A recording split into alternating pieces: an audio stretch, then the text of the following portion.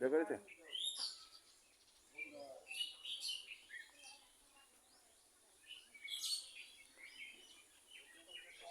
এই গা গুলো দেখেছিস এখন কিরকম হালকা হালকা লাগছে, কিন্তু কি জানি বলতে নে, আগে সেরা মোটা ছিল, এখন ওই মোটাটা কাটানো হয়েছে ডিমের জন্য, বুঝেছিস দোস্ত?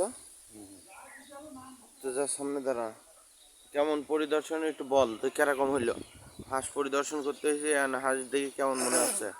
আলহামদুলিল্লাহ, আমার এই দোস্তর হাঁসগুলা দেখে আমার খুবই ভালো লেগেছে। মনে হচ্ছে হাঁসগুলা নেওয়ার মতো। হাঁসের শরীর স্বাস্থ্য গোশ মনে হচ্ছে ভালোই আছে। And এটা স্বাস্থ্য তো ডিমের জন্য মূলত হ্যাঁ। আছে উৎপাদন করা হচ্ছে, এই আচ্ছা ডিম বিষয়ে ডিম কেমন আসতে পারে বা কেমন একটা প্রসেসিং হয়েছে সেই বিষয়ে তুমি বলো। আমি তো হাঁস সম্পর্কে ততটা জানি না, তবে আমার বন্ধুর কাছ থেকে যতটা শুনেছি যে হাঁস এক একটা হাঁস হয়তো বা 100-র উপর ডিম দেবে, তাই না দোস্ত? হ্যাঁ, 100-র উপরে ডিম দিবে ইনশাল্লাহ, এই হাঁসগুলো 100-র উপরে ডিম দিবে। তো দোস্ত তাহলে আছে, এগুলা তুমি নিচ্ছ তাই তো? হাঁসগুলা আমি নিতে চাই।